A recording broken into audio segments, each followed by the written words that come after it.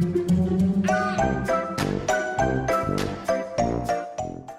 guys, Sandy here. Welcome back to my channel. Today I am playing with some fun products that I am super excited about. The main thing that we're going to be using is the stamp of the month, which is this super cute snowman with a sentiment that says warm wishes and a couple of snowflakes. I have a plan to make something fun, so let's see what I can do. All right, while I am squirting down some water on this watercolor panel, I just want to take some time to wish you all a very Merry Christmas. Today is December 25th, and I hope you are having a great time. So here I go. I went ahead and sprayed some water down on my watercolor panel, and now I'm taking some Aqua Pigments, and I'm just dropping little bits of color down on top of it. So I'm using a variety of colors. I'm using some blue, some turquoise, and then also some creamy blue. And what that's going to do is giving me a variety of colors. I am going to blot it up with a paper towel. So I just lay my paper towel on top and then kind of blot up a little bit of the extra bits of water. So what that's going to do is give me a little bit of a lighter color on my watercolor panel. Now I'm going to grab my Misty and my stamp of the month, and I am going to do some stamping. Now I am really excited about this because I am going to use some shrink plastic. I'm going to turn my stamp into a shaker element, which is really cool. Now, a couple things. So I did rub that stamp on my arm. That is just because it's the first time I've ever used this stamp, and I either rub it on my arm or I take one of my white erasers and kind of erase over it. Basically, it primes the stamp just a little bit so that it accepts ink a little bit better. And since I am using the Raven detail ink on some shrink plastic, I wanted to make sure that it was going to accept it quite well. As you can see, I'm just turning my shrink plastic around so that I get 4 of these little snowmen guys, and they are super cute. I mean, look at his little carrot nose and his little snowball feet. Like, how cute is that? A snowman with snowball feet is just adorable. So now I'm also going to cut down a little bit of cardstock, and this is Not Your Mama's cardstock, so it is a thicker, nice, thick cardstock, you guys. If you have not had Not Your Mama's cardstock in your hands, you got to get yourself some in your hands. I mean, you just do. It is just super, super thick. So I use that detail ink, and I'm going to ink the little snowman guy twice. And that's because I haven't really decided if I want to ink him as black ink and use whatever his coloring is, or if I want to heat emboss him with black ink and then color it in that way. So I'm doing both just because I'm not sure which way I want to go yet. I did use an anti-static powder bag just a little bit, and then of course I am using the Raven embossing powder and putting that right back into the jar, and we're going to heat emboss him right on up. Now, I love embossing. If you guys have seen videos from me before, you know that I think it is magical, and I've said it before and I'll say it again. I know that there's science behind it, you guys, but you know, I don't want to hear it. I don't want to hear about the science because embossing is magical. Now I go ahead and take my heat gun and I lay it down over top of the snowman that I just used the ink with as well, just because I want the ink to be super dry so that when I start coloring it, I am not going to make it bleed anywhere, because that's not a fun time. You don't want bleedy images, especially on Christmas, right? Now I pull out my rectangle cutting dies, and I am going to cut out a frame because we're going to make a shaker element. So I select 2 sizes, and I'm making sure that they're going to basically fit over top of the Aqua Pigment paper, because that paper that I made in the beginning is going to be the background of my shaker element. So I just kind of eyeball it up. I don't really measure it. If you want it to be sure that your frame was exactly right, You could definitely measure your frame so that each panel of the frame was equidistant, but I don't do that. I do run it through my die cut machine, but I'm not going to make you watch that either. That is because my die cutting plates are trashed and they're also cracked and broken, and I need to order some more, and they just don't make for good video. It looks rough. I do grab some of these fine liner markers, and I'm going to go ahead and color. Now I'm going to color in both of them, both the straight inked snowman and also the embossed snowman. Now I'm not doing any kind of shading. I am not a colorer. I am not a mixer of colors. I want to delve into that, you guys, but honestly, if I start coloring, then that's going to go down a whole other road that I really don't want to go down right now.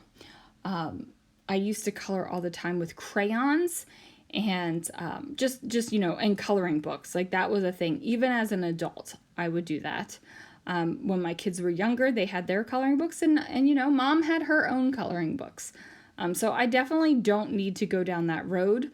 It's because it would be a very slippery slope for me, and I would be buying all the markers, and that doesn't need to happen. And Lana's sitting across from me waving because she does have all the markers because she is a colorer for sure.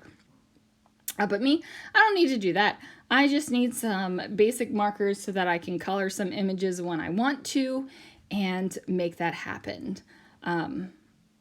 Yeah, because you know, you guys, I think I would sit there and color and color and color and never make stuff with it. Because coloring is a joyful process for me. Just the act of coloring is a fun time. And I don't know if I would ever really do something else.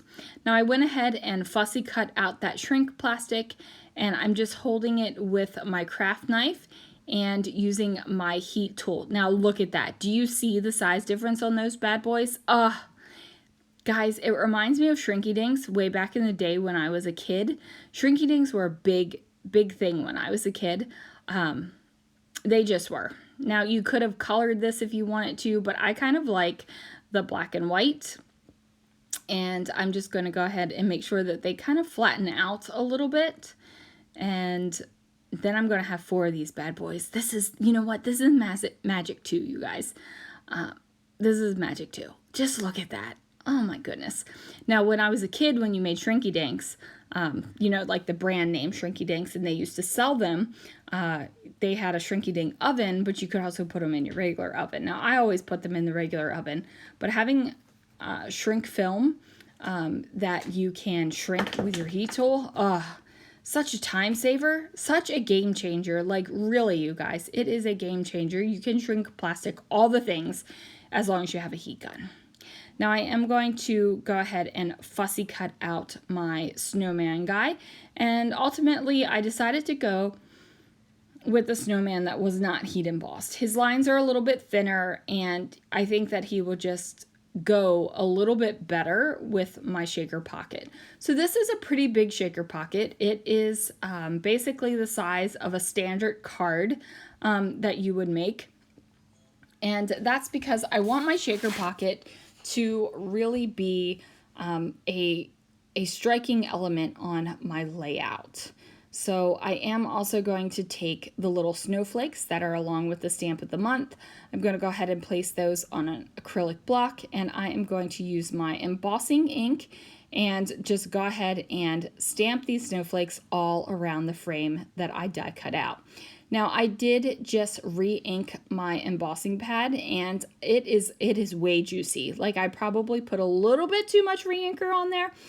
So my stamps are super juicy and super wet when I press them down. So my snowflakes are not as crisp as I would have expected them to be, and that's because I over re-inked my embossing ink pad.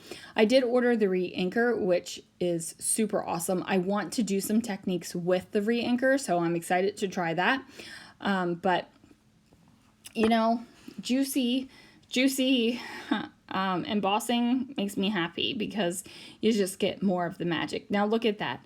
Look how quick that embossing powder goes all smooth and melty. And I mean, you can definitely tell that they're still snowflakes, even though they are a little bit thicker than what they normally would be. So my advice would be to, if you're re-inking your ink pads, don't go for a whole lot. Start small, because mine is really, really juicy, super juicy. Now I am going to go ahead and use some packaging. I am out of acetate of, or I should say clear acetate of at the moment. So I just use a photo pen. It's a slick surface writer, so that my lines that I drew will not smear. I'm just going to cut it out with scissors, lay some liquid glue down on top of my frame, and then place that packaging right on top of it. Now I will say it did take me a minute to find some packaging that didn't have a hole in it. You don't want a packaging with a hole in it if you're making a shaker pocket, because you don't want your stuff to spill out. You would spend all this time and all this effort to make this beautiful pocket, and then everything would pop out, and you don't want that to happen. So I do pull out my foam tape roll, and the foam tape roll is teeny now compared to when I first got it. And I'm just going to go ahead and make sure that I have foam tape all the way around my frame. So the foam tape fits pretty perfectly right within the frame. And I'm just using some scissors to cut it down a little bit. Now this foam tape, you guys, is super ridiculously sticky. It does gunk my scissors, so I am using these teeny little scissors, and I just use what is that sucker called? An adhesive eraser to just like wipe off the adhesive that ends up on the scissors. I would always recommend using an adhesive eraser on your scissors and not your fingers. You do not want to slice your fingers up, so please don't do that. You just don't do it. So now I have the front of my shaker pocket, and I'm going to go ahead and put my snowmen shrink plastic guys in there. And then I'm also going to put in these prismatic sequins, and these are also from Brutus Monroe. They're really cool. They are silver, and silver is my metal for this Christmas season in my scrapbooking in my December project. So I figured I would just add silver here as well. Plus I think silver and blue are just a great combination. Now, I did add little drops of glue all over this backer piece of my shaker pocket. And what that is for is so I can adhere sequins to the back of the shaker pocket.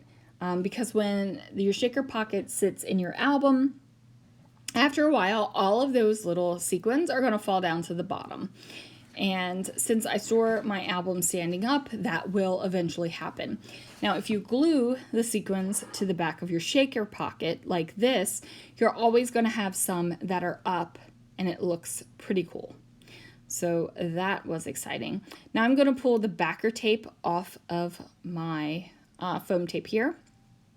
And as you can see, I do use the pointy bits of my scissors because, like I said, the adhesive on this foam tape is whoa. It is like whoa. It is super sticky.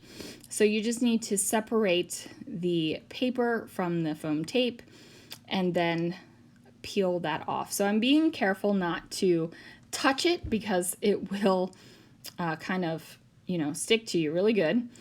And then I decided that I needed to trim this down just a little bit because it would be easier to trim now than it would be to trim after I get it on there.